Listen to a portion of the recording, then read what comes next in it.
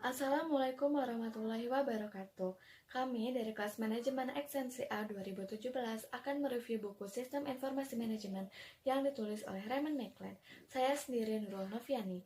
Kurang dari setengah abad sejak pertama kali komputer digital digunakan di Amerika Serikat, komputer mengalami berlipat-lipat kapasitas dan kecepatan disertai dengan pengurangan ukuran secara dramatis. Evolusi piranti keras komputer pertama-tama dimulai dari adanya ENIAC. ENIAC ini merupakan komputer generasi pertama.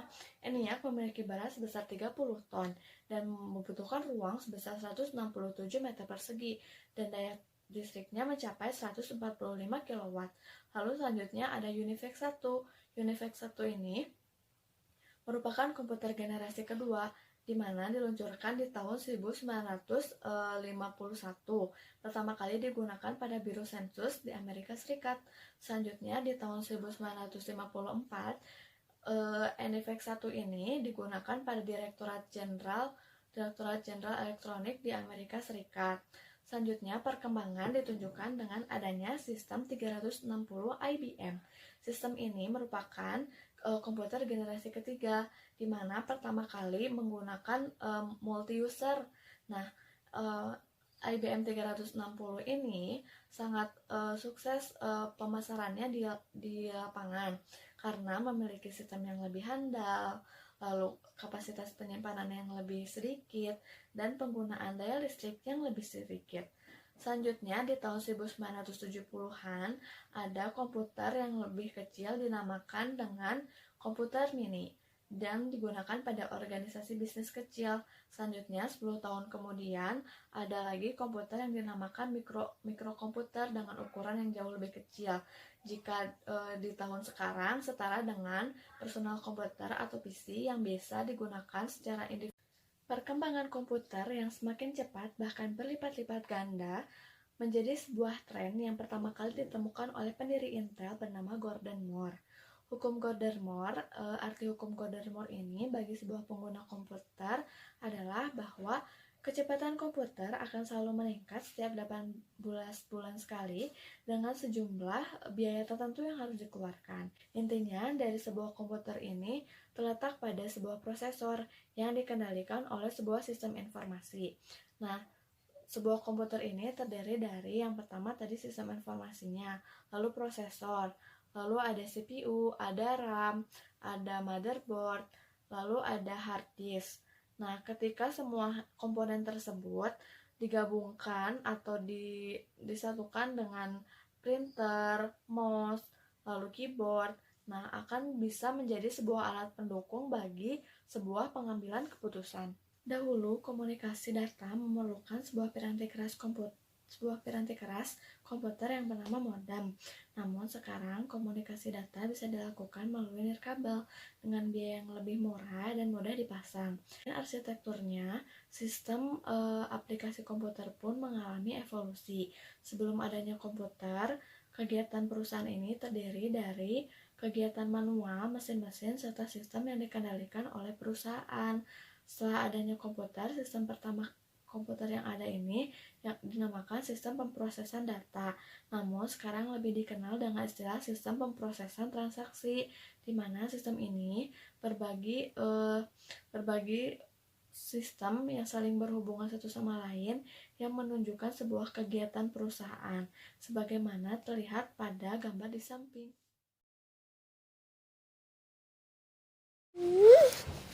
Berikutnya adalah pengaruh tingkat manajemen terhadap sumber dan bentuk informasi. Yang pertama yaitu merencanakan apa yang akan dilakukan. Yang kedua, mengorganisir dan berorganisasi untuk menjalankan rencana. Yang ketiga adalah mengisi staf, yaitu mengisi organisasi mereka dengan sumber daya yang sesuai dengan yang dibutuhkan, sehingga menempatkan orang yang tepat pada posisi yang tepat.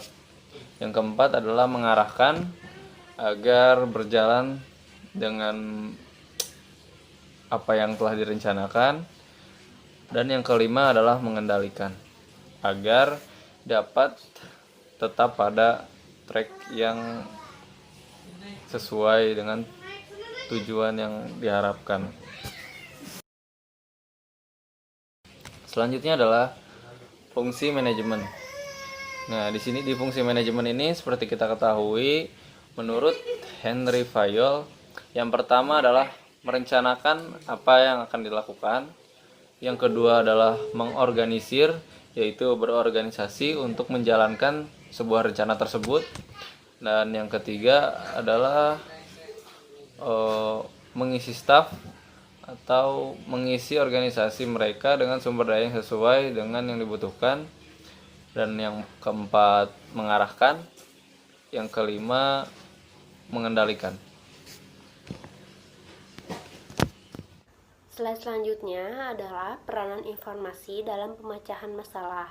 Pada urutannya, yang pertama aktivitas pemecahan masalah atau solusi, kemudian proses pengambilan keputusan oleh manajer, yang ketiga terciptalah keputusan.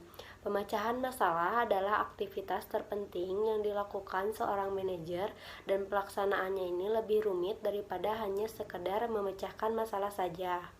Pemecahan masalah merupakan salah satu aktivitas utama yang menentukan keberhasilan karir manajer. Poin penting dari pemecahan masalah dan pengambilan keputusan adalah aktivitas pemecahan masalah merupakan solusi selama proses pengambilan keputusan manajer terlibat di dalamnya, yaitu memilih dari berbagai alternatif pilihan, dan yang terakhir, keputusan merupakan tindakan akhir yang dipilih. Kemudian, masa depan teknologi informasi. Yang pertama akan didorong oleh biaya yang rendah dan meningkatnya kekuatan komputer maupun komunikasi. Yang kedua, kekuatan komputer diukur dalam kecepatan pemrosesan, kapasitas penyimpanan data, dan keragaman alat-alat input dan output. Yang ketiga, kekuatan komunikasi diukur oleh biaya dan kecepatan transmisi. Yang keempat, di masa depan, komputasi akan memiliki biaya yang rendah, berukuran kecil, bergerak, dan terhubung. Pada bab 2 akan dibahas mengenai sistem informasi untuk keunggulan kompetitif. Subbab yang pertama adalah perusahaan dan lingkungannya. Perusahaan adalah suatu sistem fisik yang dikelola melalui penggunaan sebuah sistem virtual. Sistem fisik perusahaan merupakan suatu sistem terbuka di mana ia berhadapan dengan lingkungannya. Sebuah perusahaan mengambil sumber daya dari lingkungannya, mengubah sumber daya tersebut menjadi produk dan jasa, dan mengembalikan sumber daya yang telah diubah kembali ke lingkungan. Selanjutnya, model sistem umum perusahaan. Terdapat 4 jenis. Yang pertama, aliran sumber daya fisik. Yang kedua, aliran sumber daya virtual. Yang ketiga, mekanisme pengendalian perusahaan. Dan yang keempat, lingkaran umpan balik, yang akan dijelaskan satu persatu pada slide berikutnya. Yang pertama ada aliran sumber daya fisik, meliputi pegawai, bahan baku, mesin, dan uang, yang mana dari semua itu akan dijadikan input, kemudian diproses menjadi output yang akan menjadi produk dan jasa yang akan dijual kepada para pelanggan. Selanjutnya ada aliran sumber daya virtual.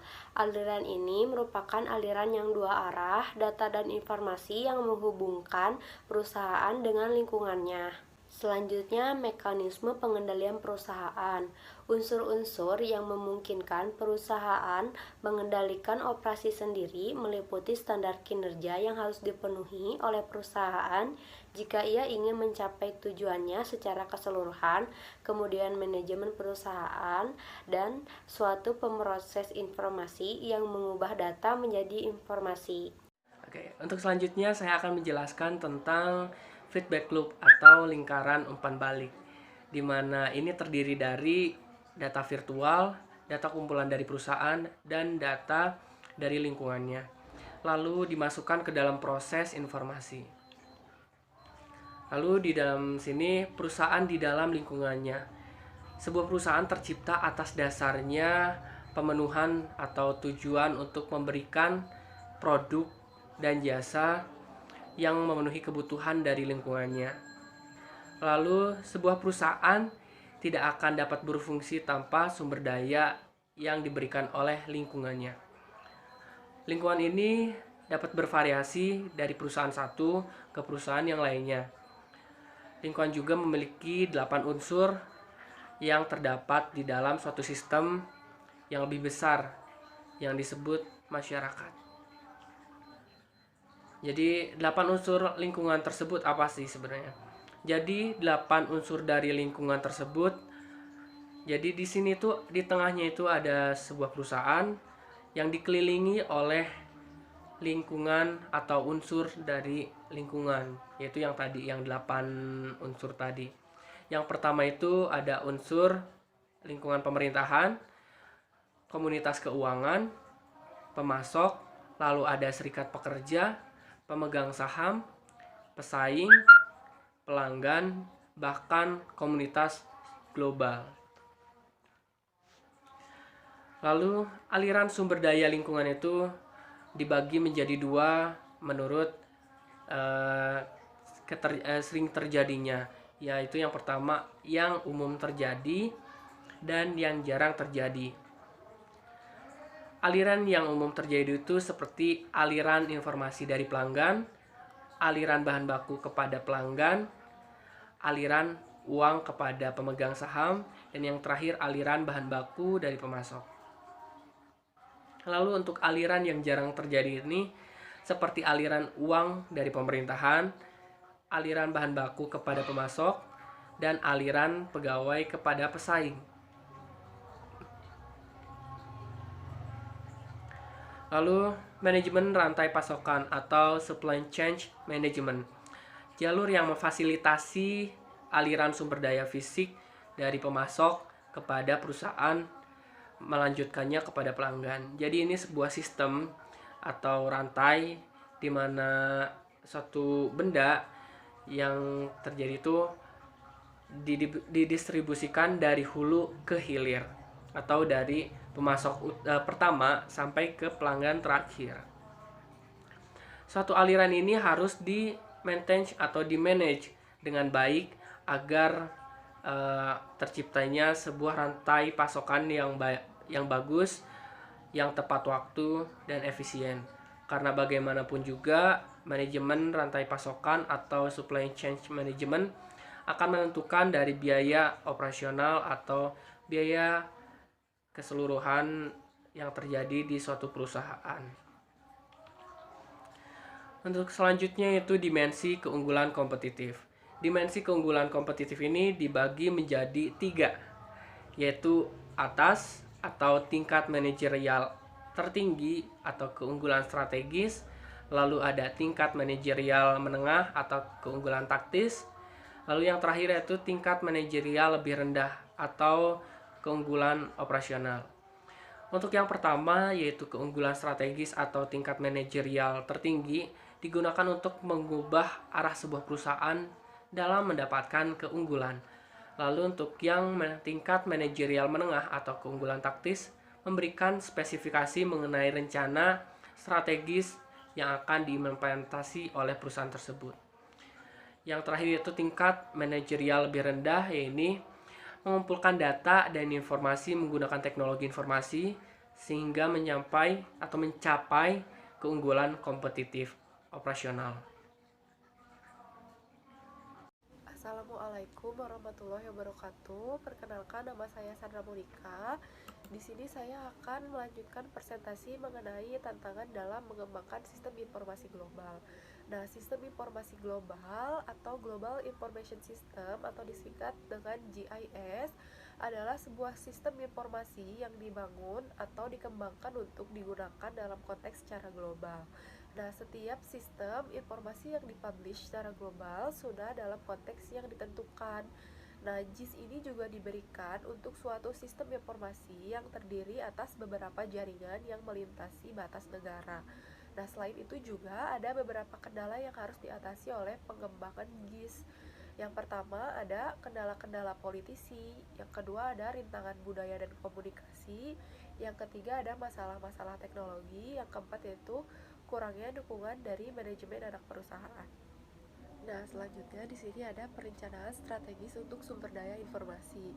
Pengembangan rencana strategis secara paralel bagi layanan informasi dan perusahaan sehingga rencana perusahaan akan mencerminkan dukungan yang akan diberikan oleh layanan informasi. Rencana layanan informasi akan mencerminkan permintaan dukungan sistem di masa mendatang.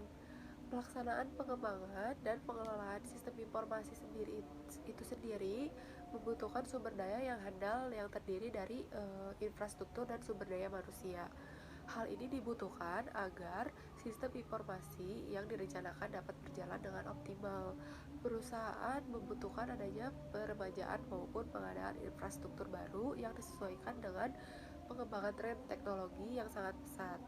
Namun dengan adanya keterbatasan baik di aspek sumber daya manusia, kompatibilitas infrastruktur maupun keuangan, maka dibutuhkan perencanaan strategi sumber daya. Nah, selanjutnya di sini ada perencanaan strategis bagi perusahaan. Perusahaan mengorganisasikan para eksekutifnya ke dalam suatu komite eksekutif. Kelompok ini biasanya akan bertanggung jawab atas perencanaan strategis bagi keseluruhan aktivitas dalam perusahaan. Pada tingkat yang minimum, komite ini akan menentukan rencana bisnis strategis yang optimal. Perencanaan strategi sistem informasi merupakan proses identifikasi portofolio aplikasi sistem informasi berbasis komputer yang akan mendukung perusahaan dalam pelaksanaan rencana bisnis dan merealisasikan tujuan bisnisnya. Perencanaan ini mempelajari pengaruh sistem informasi terhadap kinerja bisnis dan kontribusi bagi perusahaan dalam memilih langkah-langkah yang strategis. Selain itu, perencanaan strategis sistem informasi juga menjelaskan berbagai tools, teknik, dan kerangka kerja bagi manajemen untuk menyelaraskan strategi sistem informasi dengan strategi bisnis, bahkan mencari kesempatan baru melalui perencanaan teknologi yang inovatif. Nah, selanjutnya di sini saya akan membahas mengenai manajemen pengetahuan atau knowledge management, yaitu semua aktivitas dari mengakuisisi data, memproses data menjadi informasi, menggunakan dan mengkomunikasikan informasi dengan cara seefektif mungkin, serta menghapus informasi pada waktu yang tepat. Seperti ini, perusahaan multinasional menghadapi tantangan-tantangan yang signifikan dalam bentuk pembatasan-pembatasan yang dikenakan oleh politik, kendala budaya, komunikasi masalah teknologi, dan kurangnya dukungan-dukungan dari manajer-manajer bawahan. Nah, tugas manajemen pengetahuan atau knowledge management akan terus-menerus berubah. Perusahaan telah menggunakan komputer sejak tahun 1950-an. Dan sejak saat itu pula, format data serta teknik model sistem penyimpanan telah mengalami banyak perubahan. Namun, data di sistem warisan hanya menyimpan teks dan angka. Namun, gambar saat ini juga merupakan bagian yang penting dari sistem informasi. Nah, manajemen pengetahuan menyadari bahwa informasi akan mencerminkan sumber daya pengetahuan perusahaan. Manajemen pengetahuan dibutuhkan untuk mengorganisasikan, mengakses, dan mengungkit data dan informasi pengetahuan, dan untuk pengambilan keputusan. Selanjutnya ada rencana strategis untuk area bisnis. Rencana area bisnis merupakan rencana dari area-area bisnis dan menjadi respon terhadap strategi bisnis. Meskipun bukan bagian dari strategi, mereka memiliki petunjuk bagi kebutuhan informasi dan perlu diselidiki. Sebuah perusahaan memiliki komitmen pada perencanaan strategis. Perusahaan melihat adanya kebutuhan bagi masing-masing area bisnis untuk mengembangkan rencana strategisnya, yang mana area-area bisnis harus bekerja sama dalam mengembangkan rencana strategisnya. Rencana area bisnis ini akan merinci bagaimana area-area tersebut akan mendukung setiap usaha yang dilakukan dalam mencapai sasaran strategisnya. Selanjutnya di sini ada inti rencana strategis sumber daya informasi. Organisasi yang berbeda akan menciptakan rencana-rencana strategis sumber daya informasi yang berbeda pula. Namun, terdapat dua topik inti yang terdapat di setiap rencana. Yang pertama ada sasaran yang akan dicapai oleh setiap kategori sistem sepanjang periode waktu yang dicakup oleh rencana. Yang kedua, sumber daya informasi yang dibutuhkan untuk mencapai sasaran tersebut.